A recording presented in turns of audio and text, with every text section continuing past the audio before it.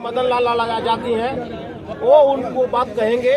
और आज जो सहयोग इनके तरफ से मिला है, भाई रमेश जी के तरफ से मिला, उनके लिए कोटि कोटि धन्यवाद हम लोग देते हैं। और बाकी हम लोग आमंत्रित करते हैं मदन लाल आजाद जी को कि अपनी बात को रखें। अरे आप बोल लीजिए, आप बोल दिए, हम लोग बराबर हो गए। मैडम आप बहुत बोल लिए, 3 बार बोल लिए। अरे आप बोलने दीजिए, मैडम के बोलने से काम बना। चलिए बोलने दीजिए। सबसे पहले तो आप सबको मेरा प्रणाम था। अच्छा, अध्यक्ष जी भी आ गए हमारे, वापस गए। साथियों, आज की जो आपकी सबसे बड़ी जीत हुई वो आपकी एकता के कारण हुई कि आप सबने मिलकर जो संघर्ष किया, सुप्रीम कोर्ट के समक्ष सरकार को ये दिखाया कि हम लोग आपस में विभाजित नहीं हैं। अगर हम विभाजित रहेंगे तो आज निश्चित देश का प्रधानमंत्री समझिए, मोदी उसकी गोद में बैठा रहता है, अडानी की इतनी बड़ी ताकत है।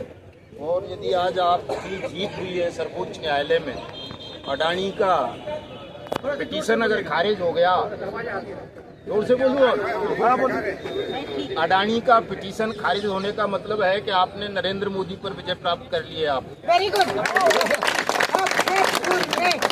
और अगर इसी तरह आप लोग एकजुट रहे तो फिर वो दिन दूर नहीं है साहब जब आप सबका पैसा मिलना शुरू हो जाएगा। बैठ जाओ मैडम, बैठ जाओ। अरे भैया बैठो, पीछे देखना। आप में से सब मुझे पहचानते होंगे ज्यादातर लोग। कई साथी हम पर आरोप लगा देते हैं कि साहब हम एकता स्थापित नहीं करना चाहते।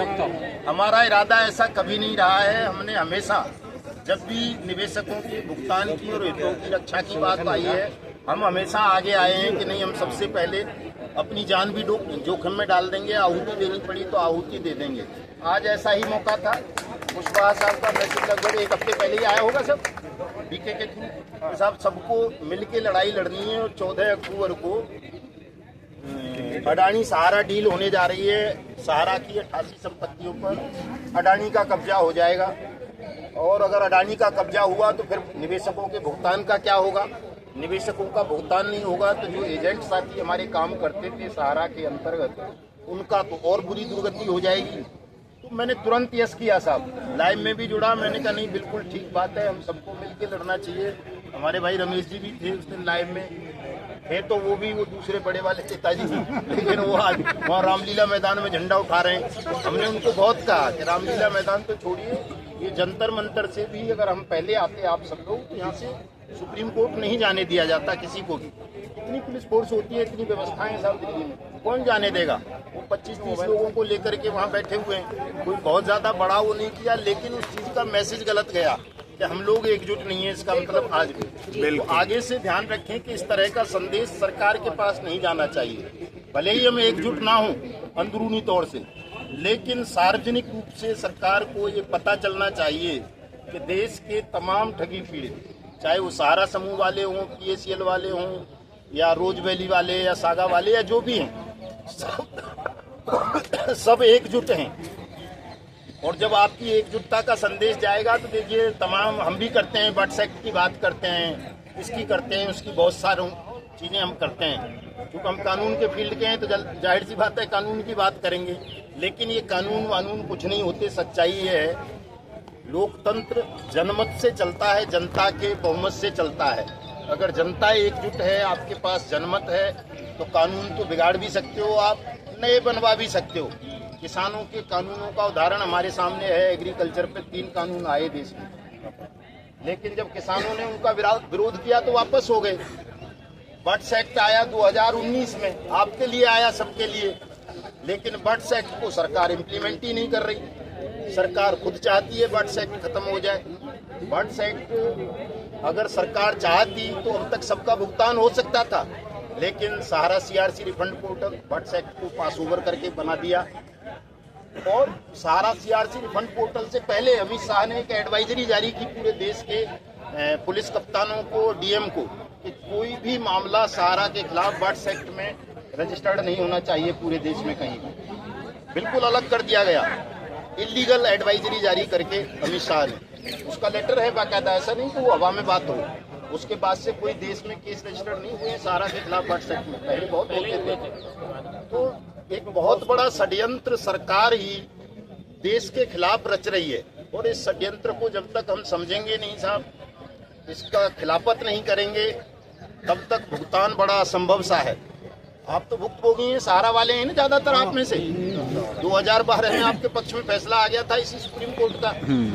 3 करोड़ निवेशक हुआ करते थे तब केवल सहारा के। आज 12 करोड़ 13 करोड़ हो गए साहब, बढ़ गए, कम नहीं हुए, और भुगतान किसी का नहीं हुआ। 100 करोड़ रुपए भी नहीं बच सके हैं शायद उस 24,000 करोड़ में से जो सहारा सेविंग फंड टोटल था। 122 करोड़ बटाया आज तक, बताइए मतलब कितने सालों में था? उलझा दिया ना उसको। तो ये मामले ऐसे ही उलझते रहेंगे। सुप्रीम कोर्ट के आदेशों को भी ये सरकार कूड़ेदान में फेंक देगी, या ऐसा कोई षड्यंत्र रचेगी कि उसका लाभ आपको नहीं मिलेगा। बहुत सावधान रहने की जरूरत है, अपनी एकता को और ज्यादा मजबूत करने की जरूरत है। जिस तरह से आज हम सब ने मिलकर के एकजुटता का प्रदर्शन किया है सुप्रीम कोर्ट पर, इसको और बढ़ाओ साथियों। इसे बढ़ाओगे तो आपका सबका भुगतान हो जाएगा। हमने अपने तमाम साथियों को वीडियोज के माध्यम से, फेसबुक के माध्यम से, वैसे भी सबको कहा कि सीधे सुप्रीम कोर्ट पहुंचना भाई। अगर सुप्रीम कोर्ट सीधे नहीं पहुंचोगे, कोई रामलीला मैदान जाएगा, कोई जंतर मंतर जाएगा, किसी को भी सरकार सुप्रीम कोर्ट पहुंचने नहीं देगी। तो जो भी आपने भयमुक्त होकर के पहुंच गए, बहुत सारे लोग बहका रहे थे साहब सुप्रीम कोर्ट मुकदमा हो जाएगा, मुकदमा हो जाएगा, जेल हो जाएगा। लेकिन किसी को कोई लाठी पड़ी नहीं पड़ी ना, किसी को तू बोला किसी ने नहीं बोला, बस से भेज भी दिए लोग। चूंकि आपका मौलिक अधिकार था। सुप्रीम कोर्ट हमारी प्रॉपर्टी है, कोई मोदी की बपोती थोड़ा ही है या किसी और की। तो हम देश के नागरिक हैं, और नागरिक सर्वोच्च होता है। सुप्रीम कोर्ट नागरिक ही नहीं जाएगा तो फिर किसके लिए खोल रखी है भाई, वो बंद कर उसको। तो कभी भी डरा मत कीजिए। जब कोई भी संदेश आए, कोई आह्वान आए कि फला जगह पहुंचना है, तो फला जगह ही पहुंचिए। डरो मत कि साहब वो तो सुप्रीम कोर्ट है, वहाँ यूँ हो जाएगा, पार्लियामेंट है, वहाँ ये हो जाएगा, वो तो प्रधानमंत्री का घर है, ये हो जाएगा। कुछ नहीं होता। प्रधानमंत्री भी आपका नौकर है, सुप्रीम कोर्ट भी आपका नौकर है, राष्ट्रपति भी आपका नौकर है। मालिक थोड़ा ही है वो, कोई नौकर है वो सब। तो नौकरों से डरा मत करो। मैं आप सबसे इस संदेश के माध्यम से पुनः एकता की अपील करूंगा कि सब लोग अपनी इस एकता को बनाए रखें, और हमारी तो जहां भी आवश्यकता हो कुशवाहा साहब, हम हमेशा तैयार हैं। निवेशकों का भुगतान होना चाहिए किसी भी तरह, किसी भी मूल्य पर। और 15 नवंबर को हमने एक कार्यक्रम रखा हुआ है, वो सबके लिए है। ये मत सोचा करो कि किसी एक कंपनी के लिए है, हम तो सबके लिए लड़ रहे हैं। चूंकि हमारी लड़ाई बर्ड्स एक्ट की है। बर्ड्स एक्ट अगर लागू होगा तो सबका भुगतान हो जाएगा। 15 नवंबर को बिरसा मुंडा साहब की जयंती है, और हम हर साल ही कार्यक्रम करते हैं। हमारा कार्यक्रम ये है कि पार्लियामेंट के अंदर हवन किया जाए, यज्ञ किया जाए, भुगतान सुरक्षा सम्मान नाम दे करके। क्योंकि ये अपने आप को ठेकेदार कहते हैं हिंदुओं के, भारतीय जनता पार्टी के लोग जिनकी सरकार है। तो भाई हवन करने आ रहे हैं, वो तो कुछ करने नहीं आ रहे हो। अगर सच में हिंदू हो तो कर लें, दो हमें भी हवन। ब्राह्मणों से ही हम भी आहुति दिलवाएंगे 15 नवंबर को संसद के अंदर। भुगतान की मांग करेंगे।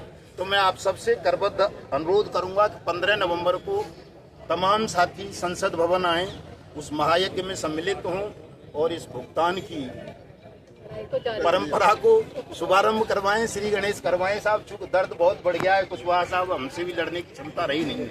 हम भी सोचते हैं कि यार जल्दी से जल्दी भुगतान हो जाए, जिम्मेदारी खत्म हो, और अपने अपने काम धंधों में लगें सब। तो आप सबका पुनश्च बहुत बहुत धन्यवाद, आभार। भुगतान क्रांति भुगतान क्रांति भुगतान क्रांति। देखिए हम लोग के पास समय काफी कम है। सवाल आपसे मेरा है।